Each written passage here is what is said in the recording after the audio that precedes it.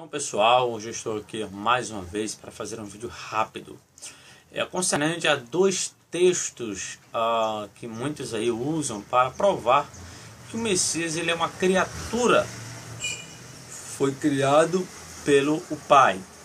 O primeiro texto se encontra em Colossenses capítulo 1, verso 15, o primogênito de toda a criação.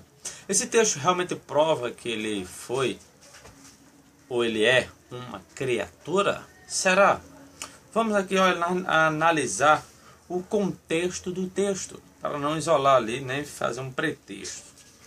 Olha o que é que o versículo de número seguinte fala. Vamos ver o porquê ele é chamado de primogênito. Ele é a imagem do Deus invisível, o primogênito sobre toda a criação. Pois nele foram criadas todas as coisas nos céus e na terra, as visíveis e as invisíveis, seja tronos ou soberania, poderes ou autoridade. Todas as coisas foram criadas por ele e para ele. Ele é antes de todas as coisas e nele tudo subsiste. Então aqui fala que ele é o primogênito aqui, né? Sobre toda a criação ali na Bíblia NVI. Tá aqui, ó, Bíblia NVI. Agora eu vou ler o versículo de número 15 na Bíblia de Jerusalém, tanto o 15 como o 16, para vocês aí ver o porquê ele é chamado de primogênito de toda a criação. Verso 1, capítulo 1, verso 15 e 16.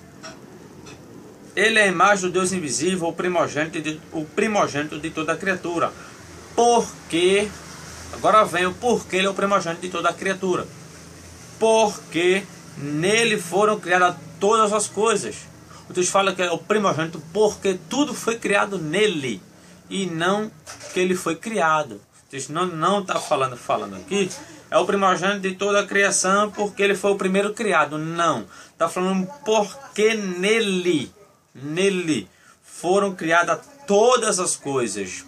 Ou seja, ele é o primogênito. O termo primogênito na Bíblia, esse termo aqui usado para primogênito é um termo prototokos, vindo de um termo grego, que ele significa, tem diversos significados, tanto proeminente, aquele que tem primazia, e entre outros significados, princípio, origem, aquele que dá origem. Então, esse texto ele não está falando de criação do Messias. Está falando que ele é o primogênito por quê? Porque o quê? Porque tudo foi criado por ele. Vou fazer a mesma leitura na Bíblia judaica. Observe, Bíblia judaica completa. Observe que a Bíblia judaica está aqui, ó. Bíblia judaica. Vou fazer a mesma leitura, verso 15 e 16. Ele é a imagem visível do Deus invisível. Ele é supremo sobre toda a criação. Olha aqui, gente. Ele é supremo sobre toda a... Não sei se dá para vocês olharem aí. Aqui é o verso 15. Supremo sobre toda a criação. Porque em conexão com ele foram criadas todas as coisas. Então ele é o primogênito, o supremo, tá aqui dando a ideia de supremacia, não tem nada a ver de criação. Até a Bíblia judaica colocou o texto exatamente da forma que ele é. Se você pega uma Bíblia linguagem de hoje, você vê também, você pega uma Bíblia viva, também você não encontra esse aí primogênito de toda a criação. Observa aqui, na Bíblia linguagem de hoje, eu acho que é a linguagem de hoje. Ele, o primeiro filho, é a revelação visível do Deus invisível. Ele é superior a todas as coisas criadas. Que está falando de superioridade. Não tem nada a ver de criação. O contexto deixa claro. Agora, se o texto falasse assim: ele é o primogênito de ele é o primogênito de toda a criação, porque nele foram criadas todas as outras coisas. Se tivesse o termo outras coisas, daria a ideia realmente de uma criação. A Bíblia da Testemunha de Jeová colocou dessa forma, outras coisas, para dar uma ideia de criação. Só que esse outro não aparece ali nos originais. Mas tem alguns argumentos que eles usam, eu não vou comentar aqui agora. mas eles esqueceram de acrescentar João 1:3. Por que lá não colocaram assim? Exemplo, eu vou ler aqui na Bíblia de Jerusalém e vocês vão compreender. Lá em Colossenses 1:16 eles acrescentaram,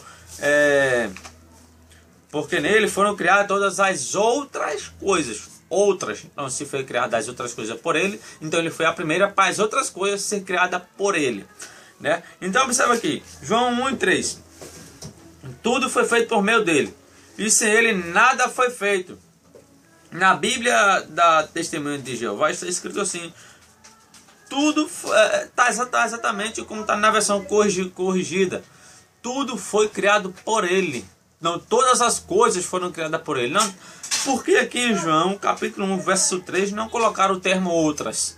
Será que esqueceram? Isso já prova que é uma adulteração. Porque na própria Bíblia deles falam que foi todas as coisas em João 1:3. E em Colossenses 1:16 colocaram todas as outras coisas.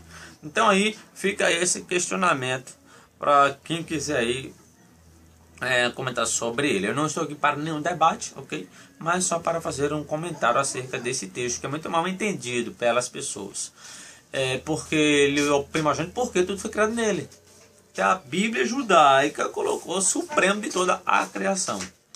Bom, há outro texto também, em Apocalipse capítulo 3, verso 14, que é muito mal entendido. Exemplo, lá fala que ele é o princípio de toda a criação. Ah, gente, princípio é primeiro, logo dá essa ideia. Negativo. Vamos olhar algumas traduções, já que sabemos que existem milhares, né? Então vamos aqui na Bíblia NVI. Olha como a Bíblia NVI colocou o texto. Ao anjo da igreja em Laodiceia escreva: estas são as palavras do Amém, a testemunha fiel e verdadeira, o soberano da criação de Deus. Bíblia NVI. Está falando de soberania, o termo arque, de um termo grego ali, a palavra lá, princípio, que também significa poder. Aquele termo significa poder, domínio, princípio e outros significados. Se você olha para Lucas 20:20, lá vai ter um termo poder. E aquele termo poder é o mesmo termo que está aqui usado em Apocalipse 3:14 para princípio. O mesmo termo, mas lá está traduzido para poder. É o termo aqui. Então a Bíblia NVI colocou soberano da criação de Deus. Quando olhamos para a Bíblia judaica, aqui ela fala assim: ao anjo da comunidade messiânica em Laodiceia, escreva: eis a mensagem do Amém, a testemunha fiel e verdadeira, o governante da criação de Deus. O governante da criação de Deus, ou aquele que tem o domínio sobre a criação de Deus. Está falando disso o texto. Então é bom conhecer um pouquinho do original grego que está ali atrás daquele texto, senão você pode fazer um grande equívoco com um simples texto. Você pode interpretar de uma forma equivocada. Se você quiser pegar outras traduções, você vê aí o texto. Exemplo, vou pegar aqui a Bíblia linguagem de hoje. Olha como verte a linguagem de hoje. Bíblia linguagem de hoje. O mesmo texto. Apocalipse 3:14 diz: ao anjo da igreja em Laodiceia escreva o seguinte: esta é a mensagem do Amém, da testemunha fiel e verdadeira, daquele por meio de quem Deus criou todas as coisas. Está falando de domínio, pessoal, de uma soberania, de um soberano da criação, aquele que governa toda a criação, e não que ele de fato foi o primeiro criado. O texto não está falando nada disso. Até porque lá em Isaías 9:6 fala que ele é o Pai da eternidade. Como é que pode, né? O Pai da eternidade ser criado. Fica uma coisa complicada. Se você olhar lá para João 5:23, 22 e 23, fala que é para honrar o Pai da mesma forma que honra o filho. Não, é para honrar o filho da mesma forma que honra o pai. Peraí, como é que pode honrar o eterno da mesma forma para honrar uma criatura? Não tem lógica.